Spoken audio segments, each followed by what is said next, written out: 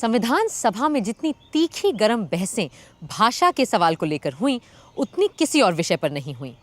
देश की राजभाषा, प्रदेशों की राज्य भाषा, मुख्तलिफ सूबों के बीच संपर्क की भाषा जैसे टेढ़े सवालों पर तमाम तरह के विचार थे, तमाम तरह की बातें। पर देश की भाषा और ख़ास करके हिंदी, हिंदुस्तानी और अंग्रेज़ी को लेकर तो झगड़ा संविधान सभा के बनते ही शुरू हो गया था। 10 दिसंबर 1946 को संविधान सभा की दूसरी बैठक में ही जब प्रोटेम स्पीकर डॉक्टर सच्चिदानंद सिन्हा अध्यक्षता कर रहे थे, एक अजब बखेड़ा खड़ा हुआ। सभापति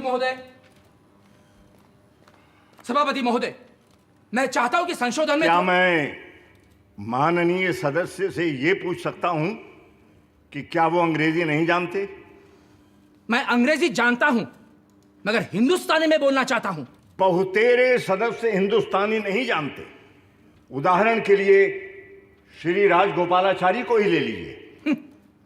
जो हिंदुस्तानी नहीं जानते उन्हें हिंदुस्तान में रहने का अधिकार ही नहीं है। जो लोग यहाँ भारत का विधान निर्माण करने के लिए आए हैं और हिंदुस्तानी नहीं जानते, वे इस सभा के सदस्य होने योग्य नहीं है।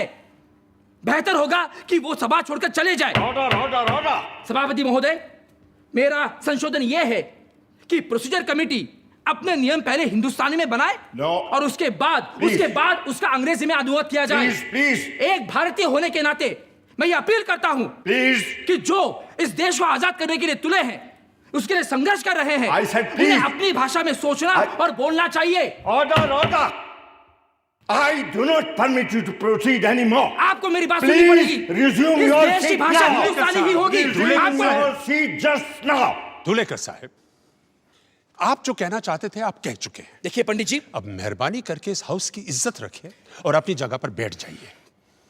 धुलेकर साहब, हाउस में इज्जत रखना बहुत जरूरी है। ये कोई झांसी की आम सभा नहीं है जहां जोर जोर से भाइयों और बहनों चिल्लाकर भाषण झाड़ना शुरू कर दें। समझे? आइए, चलिए। देखिए चलिए। पंडित नेहरू चाहते थे कि हिंदुस्तानी देश की राजभाषा बने। बरसों से महात्मा गांधी भी भारत भर में हिंदुस्तानी जबान और नागरी लिपि के प्रचार प्रसार में लगे हुए थे। वो जानते थे कि एक दिन आज़ाद हिंदुस्तान में हमें राष्ट्रभाषा और राजभाषा का सवाल सुलझाना होगा। और अपनी शहादत के थोड़े ही दिनों पहले उन्होंने हरिजन अखबार में इस बात पे लिखा भी था। हिंदुस्तानी भाषा को न संस्कृत निष्ठ हिंदी बनाना चाहिए, न फारसी भरी उर्दू। इसे तो दोनों का एक मीठा सा मिश्रण होना चाहिए।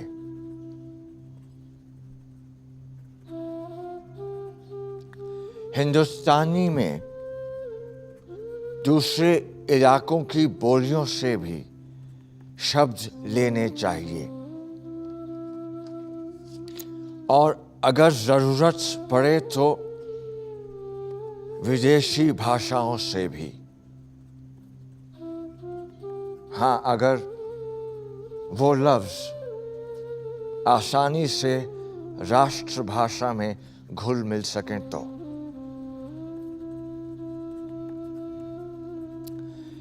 इस तरह हमारी राष्ट्रभाषा को एक ऐसी शक्तिशाली जबान बनाना होगा जो सारे इंसानी विचारों को और जज्बों को बयान कर सके।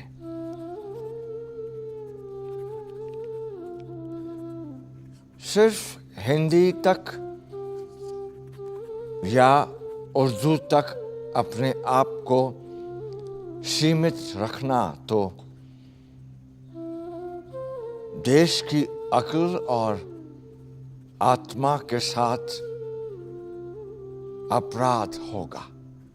मार्च 1947 में ही फंडामेंटल राइट्स सब कमेटी की बैठक में ये तय किया गया कि हिंदुस्तानी संघ की राजभाषा और सरकारी कामकाज की भाषा होगी, जिसे नागरिक अपनी पसंद से देवनागरी या फारसी लिपि में लिख सकेंगे। अंग्रेजी तब तक दूसरी राजभाषा होगी जब तक संघ इसे कानूनन ज़रूरी समझे। पर जैसे ही देश हिंदुस्तान और पाकिस्तान में बटा, हिंदुस्तानी ज़बान भी बट गई, हिंदी वालों में, उर्दू वालों में। और क्योंकि पाकिस्तान ने उर्दू को अपनी राष्ट्रभाषा घोषित कर दिया था, हिंदी वालों ने तो ठान लिया कि उर्दू को वो पाकिस्तान भेज कर ही दम लेंगे। सभापति महोदय, अब जबकि हिंदुस्तान के 2 टुकड़े हो ही चुके हैं, तो हम इस बात को देखना चाहते हैं कि जो कॉन्स्टिट्यूएंट असेंबली बनी थी और उसका जो दृष्टिकोण था, क्या वो वैसा का वैसा आज भी रहना चाहिए या उसमें कुछ तब्दीली होनी चाहिए। उस वक्त मैंने कहा था कि हमारी असेंबली की भाषा हिंदुस्तानी होनी चाहिए। मैं आपके सामने अब ये बात पेश करूंगा कि आप कृपा करके इस पर विचार करें कि अब हमारी भाषा और उसके साथ क्या स्क्रिप्ट या लिपि होनी चाहिए। मिस्टर धूलेकर, मैं समझता हूं जो सवाल हमारे सामने पेश हैं, आप उससे बहुत दूर चले गए हैं। इस वक्त जो चीजें हमारे सामने पेश हैं, उसके संबंध में क्या कहना चाहते हैं आप? उस वक्त तो डॉक्टर राजेंद्र प्रसाद ने श्री आर.वी. धुलेकर को चुप कराकर बैठा दिया, पर 2 दिन बाद हुई कांग्रेस सदस्यों की एक मीटिंग में ये प्रस्ताव रखा गया कि अब से हिंदुस्तानी नहीं, हिंदी राजभाषा होगी। कुछ लोगों ने इसका विरोध भी किया, पर बात जब वोट पर आई तो 32 के मुकाबले 63 वोटों से हिंदुस्तानी हार गई और हिंदी जीत गई। 27 मार्च 1948 को जब ड्राफ्टिंग कमेटी फिर मिली तो आबो हवा बहुत बदल चुकी थी। It seems Mr. K. Munshi has sent us a resolution passed in a meeting of the Congress members regarding the question of a link language. ये बताइए और क्या लिखा है इस रेजोल्यूशन में? Well, it says that the word Hindustani should be replaced by the word Hindi in all our drafts. पर हम ऐसा करने पे बाध्य नहीं है। हमारे सामने और भी कई अनुमोदन संशोधन पड़े हैं, जैसे कि डॉक्टर सच्चिदानंद सिन्हा जी के amendment. In my legal opinion, the amendments moved by Dr. Sachidanand Sinha, Seth Govind Das, and Mr. Thakurdas Bhargav involve matters of policy, and we must therefore refer them to the Constituent Assembly. But the resolution sent by Mr. Munshi is a matter of procedure, and this committee can take a decision about that. और आपका क्या कहना है doctor Ambedkar? If you ask me, I will say we cannot deny the fact that Congress has an indisputable majority. And if they are bent upon changing Hindustani to Hindi, we will have to come around sooner or later. Then why not sooner than later? इस तरह बिना संविधान सभा की सहमति के drafting committee ने हिंदुस्तानी शब्द हटाकर अपने मसौदों में हर जगह हिंदी लिखना शुरू कर दिया। ऐसे माहौल में 5 नवंबर 1948 को जब संविधान सभा के सामने ड्राफ्ट कॉन्स्टिट्यूशन रखा गया तो कई सदस्यों के लिए बाकी चीज़ों के मुकाबले भाषा का सवाल ही सबसे बड़ा मुद्दा बन चुका था। महोदय, मेरा मत है कि हिंदी और केवल हिंदी इस देश की राष्ट्रभाषा हो सकती है। हिंदी बनाम हिंदुस्तानी का विवाद अब समाप्त हो चुका है, क्योंकि संविधान की धारा 99 के अनुसार केवल 2 भाषाएं हैं, अंग्रेजी और हिंदी, जिनमें संसद की कार्रवाई हो सकती है। जहां तक दक्षिण भारत के नागरिकों और सदस्यों का सवाल है, मैं स्वीकार करता हूं कि कुछ वर्षों तक कार्यवाही को अंग्रेजी में चलाना होगा। उन पर हम जबरदस्ती कुछ लाद तो नहीं सकते, मगर अंत में हिंदी ही हमारी राष्ट्रभाषा होगी और साथ में देवनागरी हमारी राष्ट्रलिपि। हिंदी वाले अपनी संख्या शक्ति पर इतराते हुए जीत मनाने लगे, पर दूसरे लोग बहुत ठगा हुआ महसूस कर रहे थे। कुछ ने तो भाषा के सवाल पर देश के टूट जाने की भी बात कर डाली। I would, sir, convey a warning on behalf of the people of South India, because there are already elements there who want separation, and it is up to us to firmly try and keep those elements down. And my friends in UP, do not help in any way by repeatedly flogging their idea of Hindi imperialism. Sir, it's up to my friends in UP to have an undivided, unbroken whole India, or it's up to them to have only a Hindi India. दक्षिण ही नहीं, बंगाल के लोग भी उसी तरह आहत थे। The protagonists of Hindi, in their enthusiasm, have gone too far. It is no use repeating ad nauseum the new dictum that independence will be meaningless if we do not all start talking in Hindi or conducting official business in Hindi from tomorrow. It is not only ridiculous, but also totally absurd. और पंजाब वाले भी अपनी जबान को लेकर चिंतित थे। जब तक ये सवाल इस शक्ल में मेरे सामने नहीं आया था, मैं हिंदी और हिंदुस्तानी में कोई फर्क नहीं समझता था। इस सिलसिले में मुझे अपना ही पंजाबी का एक शेर याद आता है, चंगा है सी अनजानिया, सपना पई जब जानिया। यानी जब तक नहीं पता था तब तक ठीक था, जानते ही झंझट में पड़ गया।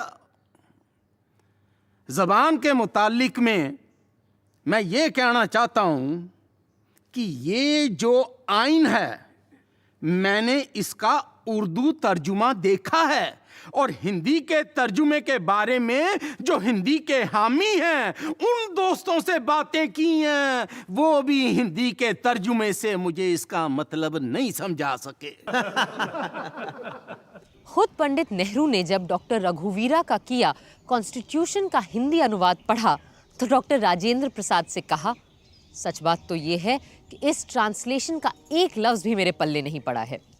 पर फिर भी हिंदी के उग्रपंथी हर मौके पर हिंदी हिंदी करने से बाज ही नहीं आ रहे थे। 30 जुलाई 1948 को सभा में जब बात लोकसभा और राज्यसभा के कर्मचारियों के सर्विस कंडीशंस पे चल रही थी, सेठ गोविंद दास अचानक हिंदी को लेकर खड़े हुए। सभापति जी, इससे पहले कि हम आगे बढ़ें, मैं एक बात की ओर आपका ध्यान आकर्षित करना चाहता हूं। जब से हम लोग यहां आए हैं, तब से राष्ट्रभाषा के संबंध में तरह तरह की बातें सुन रहे हैं। कहा जा रहा है कि राष्ट्रभाषा का सवाल पार्लियामेंट के ऊपर छोड़ दिया जाएगा। मैं चाहता हूं कि आप इन अफवाहों का खंडन करें। Sir, to spring such a subject upon the audience all of a sudden is against all order and procedure. Hindi वालों का हमला जारी था। एक सन्यासिन ने तो हिंदी को राष्ट्रभाषा बनाने और हिंदुस्तान का नाम भारत रखने के लिए आमरण अनशन तक कर डाला। जब पंडित नेहरू ने जाकर समझाया, तब उसने अपनी भूख हड़ताल तोड़ी, पर साथ ही ये बयान भी दे दिया कि प्रधानमंत्री जी ने मेरी सारी मांगें मान ली हैं। ऐसे हालात में एक विशेष कमेटी बनाई गई और श्री के.एम. मुंशी और श्री गोपाल स्वामी अयंगार को कोई ऐसा फॉर्मूला इजाद करने का काम दिया गया जिससे भाषा के सवाल पर सब संतुष्ट हो सकें। इस बात से भी कई लोग चिढ़ गए थे कि इस कमेटी में हिंदी वाले क्यों नहीं हैं। पर सच ये था कि इतने विरोध और विषैले माहौल में भी मुंशी अयंगार कमेटी ने इस असंभव काम को लगभग संभव कर दिखाया था। मुंशी अयंगार के सुझाव 12 सितंबर को सदन में पेश किए गए। When any member rises to speak on this language question, I would request that he should not let fall a single word or expression which might hurt or cause offense. Mr. Gopalaswamy Iyengar will move the first amendment number 65. Sir, opinion has not always been unanimous on this question. There was, however, one thing about which we reached a fairly unanimous conclusion, that we should select one of the languages of India as the common language of the whole of India. चलो English तो गई, अब देखते हैं कौन सा language आता है sir. The final decision is that we should adopt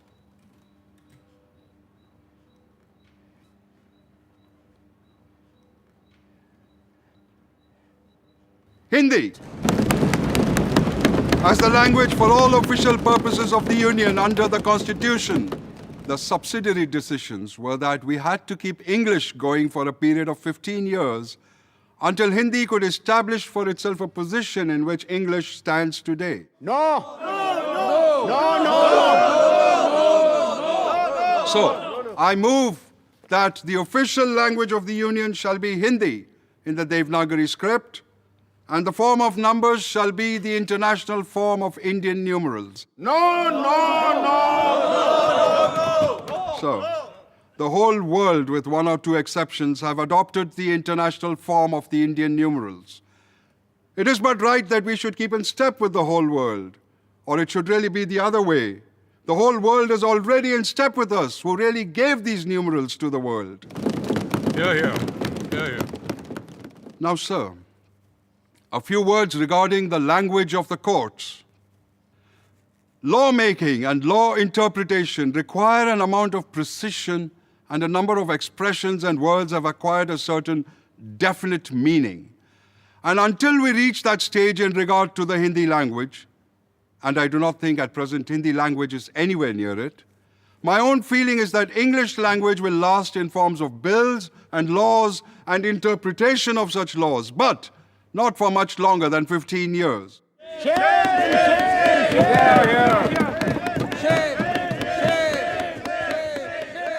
Hindi के अतिरेकी इस फैसले से नाखुश थे, पर अपनी मेजॉरिटी से बड़े आश्वस्त भी थे। वो भूल गए थे कि लोकतंत्र में संख्या शक्ति का इस्तेमाल सोच समझकर और अल्पसंख्यकों की भावनाओं का आदर करके ही किया जाना चाहिए। भाषा का विषय 95% हल हो गया है महोदय, और जो 5% बाकी है उसमें कुछ सैद्धांतिक बातें हैं। उन सिद्धांत की बातों को यदि हमारे दक्षिण भारत के माननीय सदस्य और दूसरे प्रांतों के सदस्य स्वीकार नहीं करते तो उन्हें हमें भी वैसी ही स्वतंत्रता देनी चाहिए कि हम भी अपने सिद्धांतों पर अडिग रहें और बिना किसी प्रकार की कटुता आए हम ऐसी बातों को बहुमत से निपटा लें। हम हिंदी का पक्ष लेने वालों पर यह आक्षेप लगता आया है कि हम इस विषय को सांप्रदायिकता की दृष्टि से देखते हैं। हम उर्दू से प्रेम रखते हैं, मगर उर्दू भाषा ईरान और अरब की तरफ देखती रही है। उर्दू भाषा केवल मुसलमानों की अकेली भाषा है, यह मैं नहीं कहता, मगर मैं यह अवश्य कहूंगा कि हिंदी के समर्थक सांप्रदायिक नहीं हैं, जो उर्दू का समर्थन करते हैं वे सांप्रदायिक हैं। यह बात सत्य है कि सेकुलर स्टेट को हमने मान लिया है, मगर हमने इसका यह अर्थ तो कभी नहीं समझा कि सेकुलर स्टेट मानना अनेक संस्कृतियां मानना है। इस देश में हजारों वर्षों से एक ही संस्कृति चली आई है और यह परंपरा अभी तक कायम है। इस परंपरा को रखने के लिए और इस बात का खंडन करने के लिए कि हमारी दो संस्कृतियां हैं, हम इस देश में एक भाषा, एक लिपि रखना चाहते हैं। और यूं भाषा का सीधा सादा सवाल एक मजहबी सवाल भी बना दिया गया। You cannot make a language suitable for a modern world simply by a legislative vote. The suitability of the language requires great thinkers, great writers, philosophers, literateurs, dramatists, scientists, and many others. So I believe, without giving any offense, that Hindi is a language which is in a very rudimentary condition in this respect. And I submit that besides Hindi, there are other claimants. Naziruddin Ahmad साहब, हम संस्कृत पर और संस्कृत में आपके विचार सुनना चाहते हैं। Thank you very much for anticipating me. If we have to adopt, why should we not adopt world's greatest language? और इसे राष्ट्रभाषा के रूप में अपनाना चाहिए या नहीं, क्योंकि आजकल संस्कृत कोई बोलता तो है नहीं। Yes. And for that simple reason that it is impartially difficult to all. Bengal के श्री नजीरुद्दीन अहमद संस्कृत के विद्वान थे और हिंदी भी जानते थे, पर हिंदी न जानने वाले दक्षिण के मेंबरान के हाल तो और नाजुक थे। Sir, my respectful submission is that today Hindi is only a regional language and a provincial language. And just because it is being spoken by about 10 crores of people out of 32 crores, we are raising it to the level of common language. I would call all languages spoken in India as our national languages. खुद UP से आए हिंदुस्तानी भाषी जनाब हिफ्जुर रहमान भी पशो पेश में थे। जनाब वाला, मुझे याद है और मैं भूला नहीं हूं कि जब 30 जनवरी को वो अजीम और बहुत बड़ा हादसा पेश आया जब किसी जालिम ने गांधी जी को हमसे छीन लिया। उस हादसे से तकरीबन 3 रोज पहले गांधी जी से बिरला हाउस में मेरी बात हुई थी। तब महात्मा गांधी ने मुझसे कहा था कि मुल्क में अमन हो गया है और मुझे बहुत खुशी हुई है कि जिस तरह आपने दिल्ली में अमन कायम करने के लिए मेरा साथ दिया है, उसी तरह हिंदुस्तानी ज़बान के प्रचार के लिए भी हिंदुस्तान भर में कोशिश करनी होगी और इसमें आप लोगों को मेरा साथ देना होगा। उस वक्त मैंने उनसे कहा था, हम आपके साथ हैं। लेकिन आज यहां पर हिंदी को उसी हिंदुस्तानी की जगह रखा जा रहा है और गांधी जी के और कांग्रेस के 30 साल तारीख के खिलाफ गलत कदम उठाया जा रहा है। ये मालूम हुआ है कि हिंदी का मतलब उस जबान से है जो संस्कृताइज्ड हो, जिसमें उर्दू, अरबी, फारसी के अल्फाजों की जगह नए अल्फाज लाए जाएं। मेरे भाई सेठ गोविंद दास जी ने कहा कि उर्दू से उन्हें बहुत प्रेम है, लेकिन उर्दू मुसलमानों की जबान है। श्रीमान, मैंने ये कभी नहीं कहा कि उर्दू मुसलमानों की भाषा है। एक खास फिरके की जबान मानकर ही आपने एतराज किया था। इससे तो बाहर की चीजें ही जाहिर होती हैं। मैं गुजारिश करूंगा कि उर्दू को मुसलमान ना ईरान से लेकर आए, ना स्पेन से और ना अरब से, बल्कि उर्दू हिंदू मुस्लिम की बोलचाल बाजारों, मकानों और गली कूचों से वजूद में आई। क्या आप नहीं जानते कि हाल ही के मजहबी शायर मोहसिन काकोरी ने पैगम्बर इस्लाम सल्लल्लाहु अलैहि वसल्लम की तारीफ की है। वो कहते हैं, सिमत काशी से चला है जानिबे मथुरा बादल, बर्क़ के कांधे पे लाई है सबा गंगा जल, खबर उड़ती हुई आई है जहां में ये अभी के चले आते हैं तीरथ को हवा पर बादल।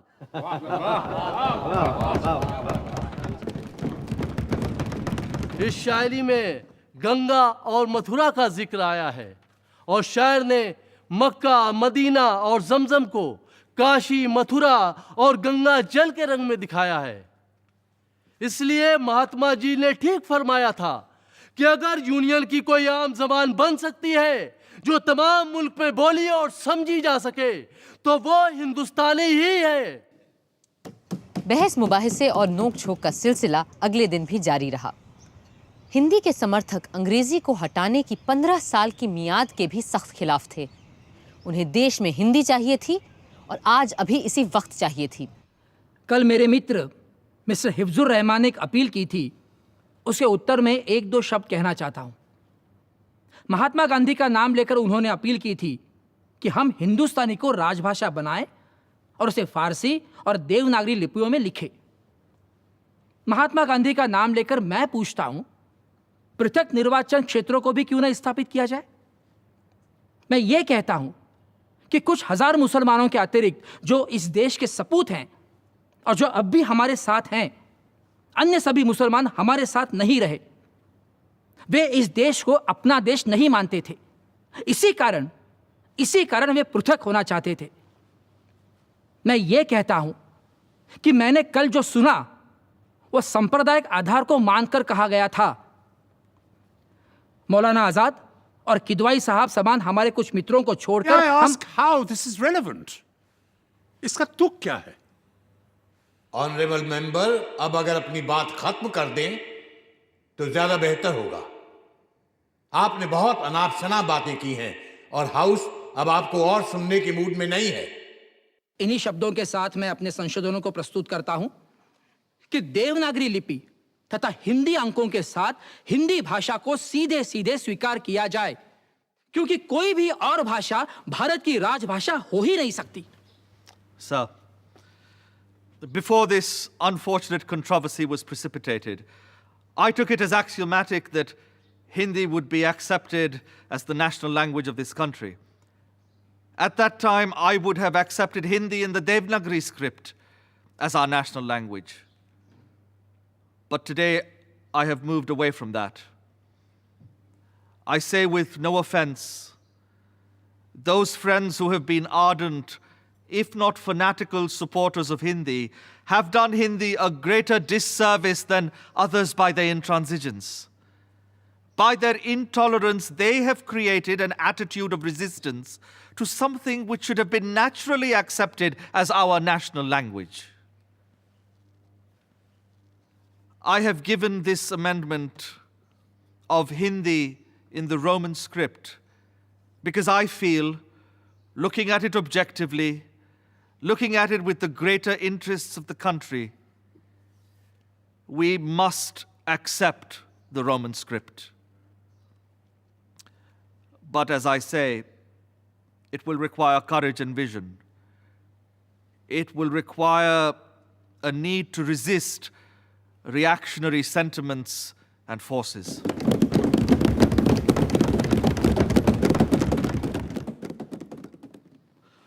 मैं सेठ गोविंद दास जी की तवज्जो उन्हीं की तकरीर की तरफ दिलाना चाहता हूं।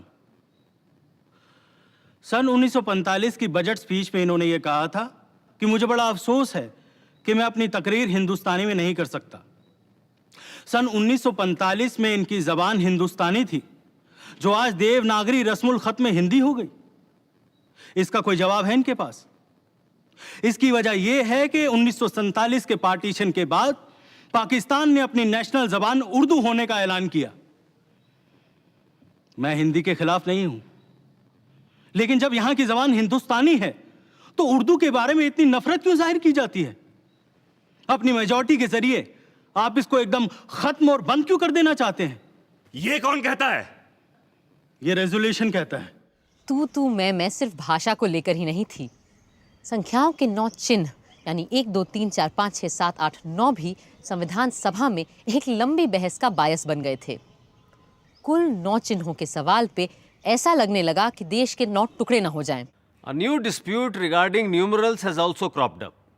And the issue is whether the numeral should be of international form or Devanagari form.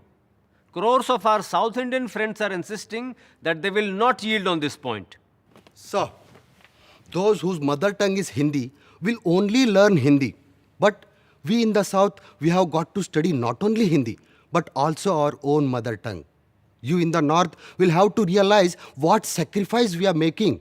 Sir, with these words, I appeal to Hindi-speaking people to give up their attitude of domination and dictation and adjust themselves.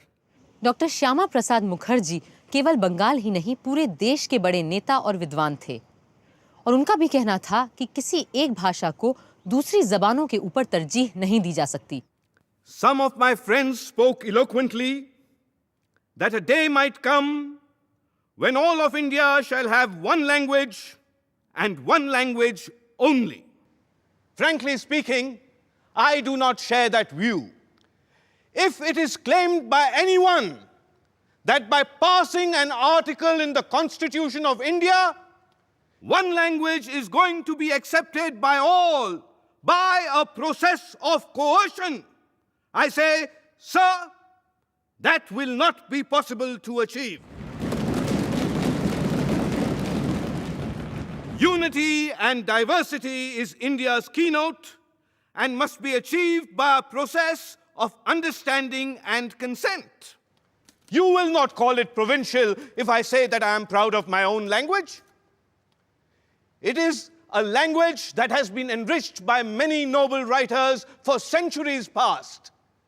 It is the language of Vande Mataram, the language of our national poet, Rabindranath Tagore. It is the language of India. That is your language.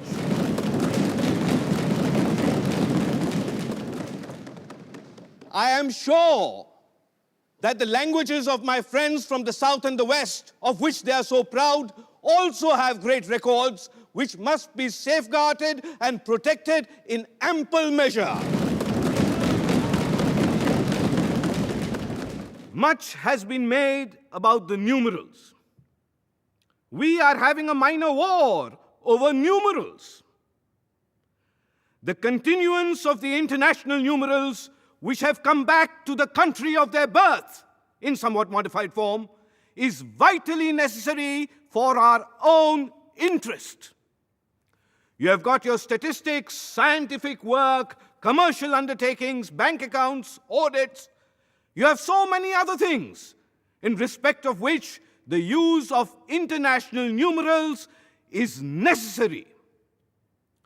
All that we have recommended is the acceptance of a formula which we feel is fair and just to all. गैर हिंदी भाषी लोग सिर्फ इतनी मांग कर रहे थे कि संख्याओं को अंतर्राष्ट्रीय ढंग से लिखने की छूट दे दी जाए, पर कुछ लोग इतनी छूट देने के लिए भी तैयार नहीं थे। What is all this nonsense about Hindi numerals, I say? May I tell you, sir, that these international numerals are older than the numerals you so fondly hug today? Question. There is no question of questioning that. It is a fact. It is not a matter of fact. You may say what you like. I have my own opinion. Your opinion is not what matters, Dr. Subrayan. It is a fact and not an opinion. Yours is an opinion with which you want to change the fact. It has been said so in Encyclopedia Britannica. I will read it, Mr. Sharma, for your edification. Say it for your enlightenment. I am enlightened enough. 1, 4, and 6 are found in the Ashoka inscriptions of the 3rd century BC, long before your numerals were thought of. 2, 4, 6, 7, 9 appeared in the Nanagarh inscriptions a century later. Is Nanagarh situated in Europe? That's why I say these are our numerals, which you do not want to accept. I am only proving that these numerals originated in India and nowhere else. 2, 3, 4, 5, 6, 7, and 9 in the Nashik cave of the 1st and 2nd century of our era. Have you seen these caves in Nashik? I am not going to enter into an argument. We from the South, wanting a national language, wanting to be in tune with all of you from north of India, agreed to swallow 95% of what you wanted. And yet, you want the balance 5% also? Because we believe in the Tamil proverb, a hare has 3 legs.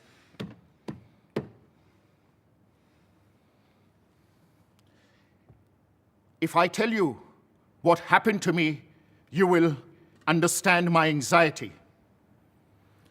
For 3 whole months, for every morning when I got out of my house, I heard nothing but the cries of, "Let Hindi die and let Tamil live.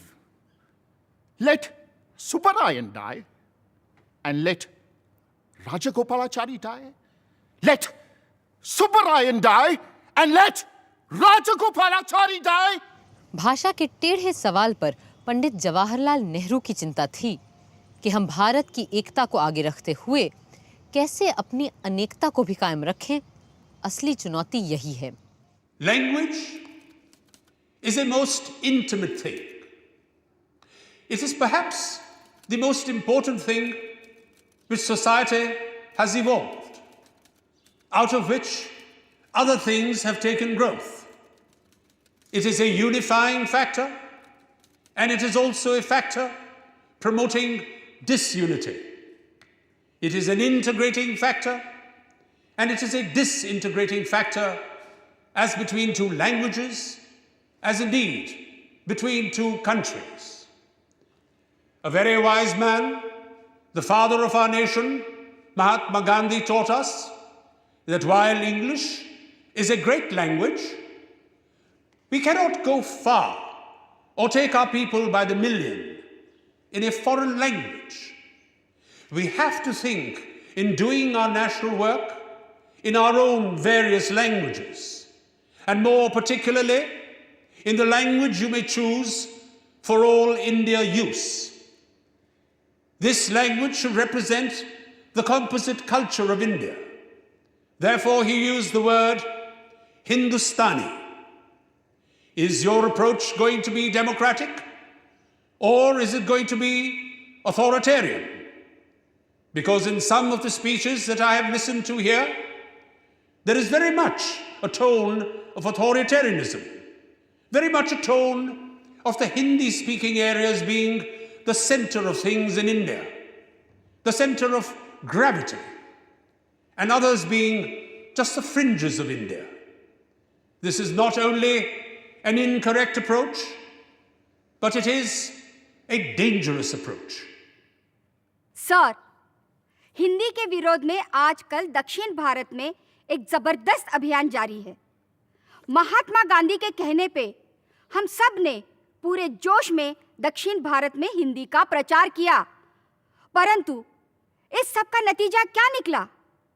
Sir, Hindi के हक में जो propaganda ऊंची आवाज में हो रहा है, वो इतना अति और भ्रष्ट हो चुका है कि उसके कारण मुझ जैसे लोग जो हिंदी जानते भी है और हिंदी के पक्ष में भी है, अब हिंदी के विरोध में जा रहे हैं।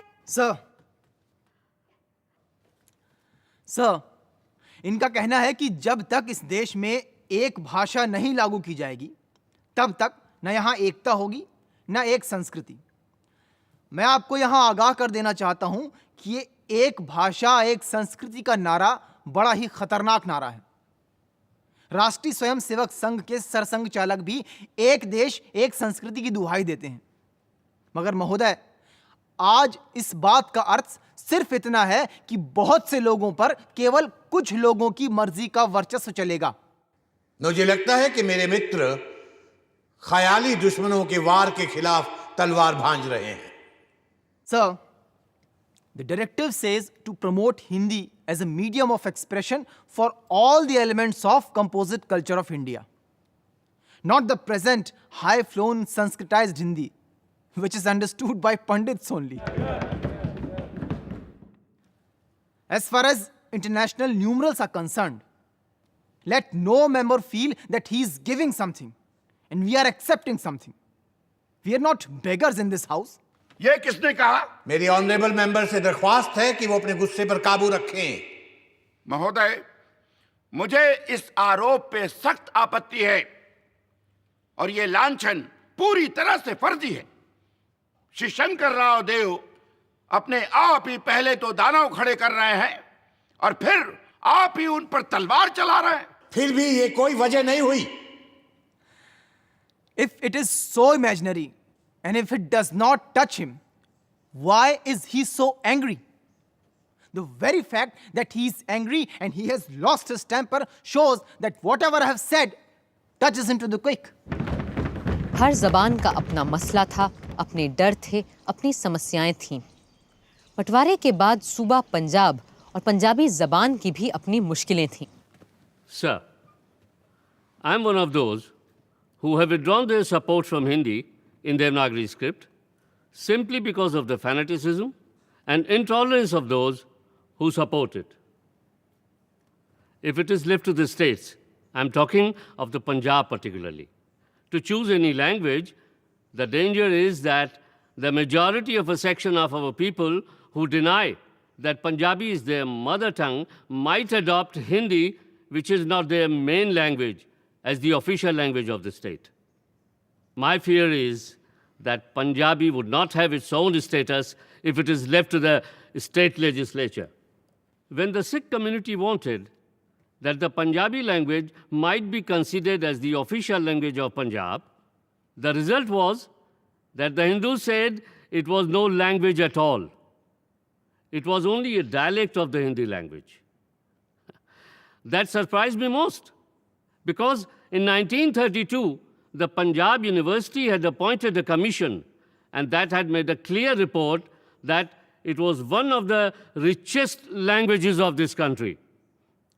Thank you. छोटे छोटे अल्पसंख्यक समुदायों की भाषाओं के अपने दावे थे, जैसे कि आदिवासियों की भाषाएं। Mr. President, sir, I feel that I would not be discharging my duties properly if I didn't plead to the House that in Schedule 7A, some of the Adivasi languages, which are spoken not just by a few, but literally by millions, should also be included. These languages are Mundari, Gondi, and Oraon. Sir, all I plead to this House is simply this, that the languages spoken by the most ancient people living in this country should find a place of honor in the schedule. भाषा के सवाल पे शायद सबसे उम्दा भाषण मौलाना अबुल कलाम आज़ाद का था। वो न सिर्फ पाए के विचारक, अदीब, भाषाविद थे, बल्कि शिक्षा मंत्री होने के नाते भाषा पे जो भी फैसला होता उसे लागू करना उन्हीं की जिम्मेदारी थी।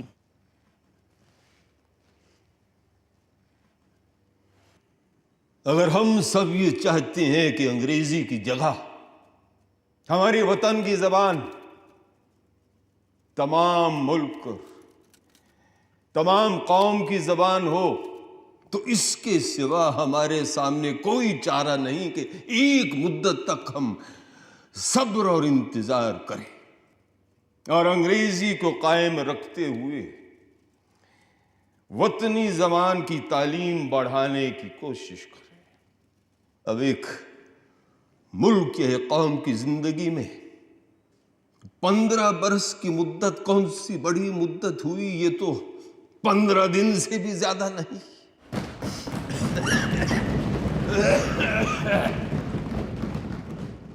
जहां तक जबान का ताल्लुक है तो आमतौर पर यह बात मान ली गई है कि कौमी जबान वो जबान हो सकती है जो उत्तरी हिंद की जबान हो, लेकिन इस वक्त उत्तरी हिंद की जबान के लिए 3 नाम पैदा हो गए हैं: उर्दू, हिंदी और हिंदुस्तानी।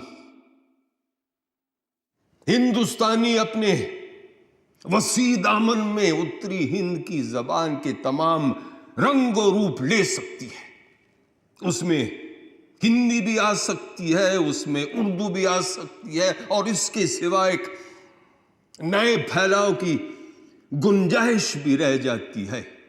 हिंदुस्तानी किसी भी अंसर को खारिज नहीं करती, बल्कि हर चीज को अपने अंदर समेट लेती है। इल्मी जबानें इस तरह नहीं बना करती जिस तरह बनावटी उसूलों और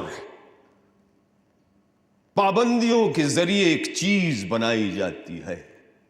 जबानें बनाई नहीं जाती, जबानें खुद ब खुद बनने लगती हैं।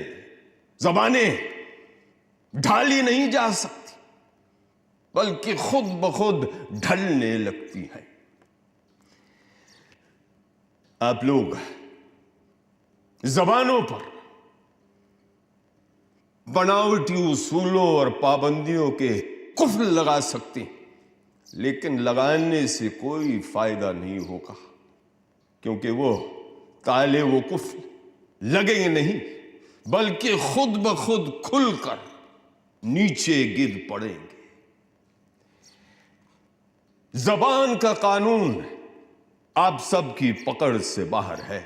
हर चीज के लिए कानून बनाया जा सकता है, लेकिन जबानों की कुदरती चाल के लिए कोई भी कानून साजी नहीं की जा सकती है। जबानें खुद ब खुद अपने लिए एक रास्ता इख्तियार कर लेती हैं और फिर उसी रास्ते पर चलते चलते अपनी मंजिले मकसूद तक पहुंच सकती है। खुद गांधी जी का और कांग्रेस पार्टी का इसी राय पर अमल रहा, और जब कॉन्स्टिट्यूशन के सिलसिले में यह बात कांग्रेस पार्टी के सामने आई तो मैंने कुदरती तौर पर इसी राय पर जोर दिया। मुझे तवक्को थी कि कम से कम कांग्रेस के पुराने साथी अपनी जगह से नहीं हिलेंगे, गांधी जी के सिद्धांतों पर जमे रहेंगे। लेकिन अफसोस, मैं अपनी ये बात आप सबसे छुपा नहीं सकता कि मुझे बेहद मायूसी हुई ये देख करके चंद गिने हुए कदमों के सिवा बाकी तमाम कदम अपनी जगह से हिल गए थे। बिलाखिर ये मामला ड्राफ्टिंग कमेटी के सुपुर्द कर दिया गया और उस कमेटी से दरखास्त कर दी गई कि कॉन्स्टिट्यूशन के इस हिस्से का एक नया मसवदा तैयार किया जाए और फिर पेश किया जाए। और इस कमेटी में कुछ नए मेंबरान भी बिठाए गए, उनमें से एक मैं था। इस कमेटी के पहले इजलास में भी मैं शरीक रहा,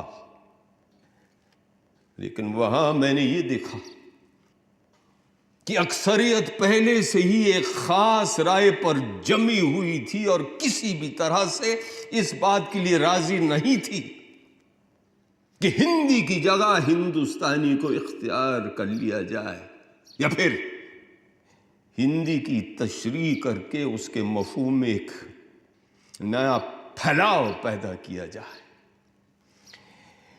इस सूरत हाल में मैंने महसूस किया कि मेरा वहां रहना तकरीबन बेकार है, इसलिए मैंने अपना इस्तीफा दे दिया और इस कमेटी से अलग हुआ। मुझे यह देखकर सख्त मायूसी हुई कि इस तरफ से लेकर उस तरफ यानी कि हर तरफ तंग ख्याली छाई हुई है। तंग ख्याली का मतलब समझे?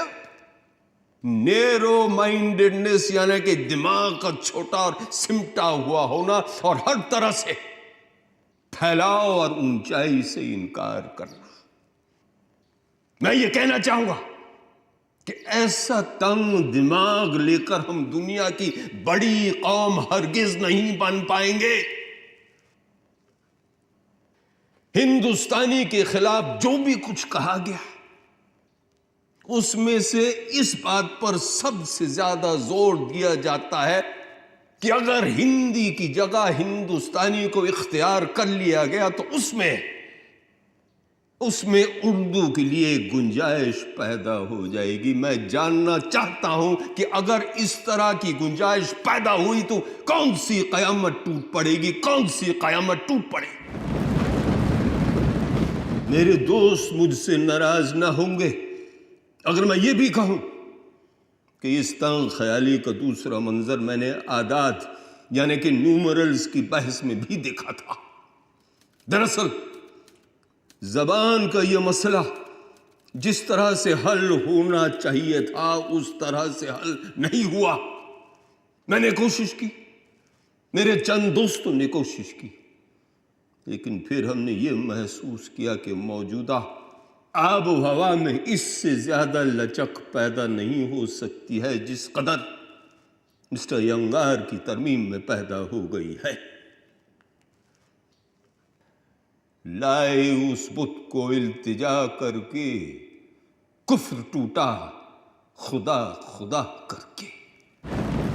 मौलाना आज़ाद के ओजस्वी भाषण के बाद शायद किसी को कुछ कहने की जरूरत नहीं थी, मगर हिंदी का सरकारी शब्दकोश बनाने और संविधान का हिंदी अनुवाद करने वाले डॉक्टर रघुवीरा कैसे चुप रह जाते। अध्यक्ष महोदय, आदरणीय मौलाना साहब हमारे सामने नामकरण का बड़ा महत्वपूर्ण प्रश्न लेकर आए हैं, यानी हिंदी या हिंदुस्तानी। और अब तो हिंदी और उर्दू को लेकर भी बड़ा मतांतर स्पष्ट रूप से दिखाई दे रहा है। असल में शुरुआत में हिंदी और उर्दू के बीच कोई विशेष अंतर था ही नहीं, किंतु 19वीं शताब्दी में उर्दू अदीबों ने कसम उठाकर यह नियम बना लिया कि वो एक भी शब्द ऐसा प्रयोग नहीं करेंगे जो भारतीय मूल से आया हो।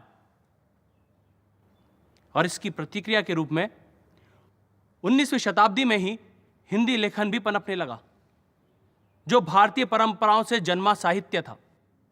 परंतु धीरे धीरे यह अंतर बढ़ता चला गया और इतना बढ़ गया कि आज हमारी भाषाओं में दो साहित्य मौजूद हैं जो एक ही आधार से आरंभ होकर आज अलग अलग दिशाएं ले चुके हैं। पर आज समस्या केवल हिंदी और उर्दू के बीच बढ़ती खाई को पाटने की नहीं है, बल्कि आज तो हमें एक ऐसी भाषा को खोजना है जो उत्तर से लेकर दक्षिण तक की सारी भाषाओं की सेवा कर सके। और यह काम केवल और केवल हिंदी। अपनी बात को खत्म करने में अभी और कितना वक्त लगेगा आपको? सर, लगभग आधे घंटे का समय। नहीं, मैं इसकी इजाजत नहीं दे सकता। The House shall meet at 5 o'clock. सभा शाम तक के लिए स्थगित कर दी गई और उधर कांग्रेस के सदस्यों की एक जोरदार मीटिंग हुई, जहां बहुत गिले शिकवे, शिकायतों, गर्मा गर्मी और झड़पों के बाद हिंदी को लेकर गरम दल और नरम दल के बीच समझौता हो ही गया। हिंदी वालों ने अंतर्राष्ट्रीय संख्याओं या इंटरनेशनल न्यूमरल्स को हटाने की अपनी जिद छोड़ दी और ये भी मान लिया कि 15 सालों तक अंग्रेजी को समान स्थान मिले। और जब शाम को संविधान सभा दोबारा बैठी तो हमारी राजभाषा को लेकर प्रस्ताव पास हो गया। संविधान सभा ने शायद सबसे मुश्किल सवाल का हल ढूंढ ही लिया था। I think we have adopted a chapter for our constitution which will have very far-reaching consequences in building up the country as a whole. We wanted our friends from the South to accept Hindi, and they accepted it. And we wanted them to accept the Devanagari script, and they have accepted it. They want us to accept a different form of numerals. And why should there be any difficulty in accepting it? We have done the wisest thing possible. And I'm glad, I'm happy, and I hope posterity will bless us for this.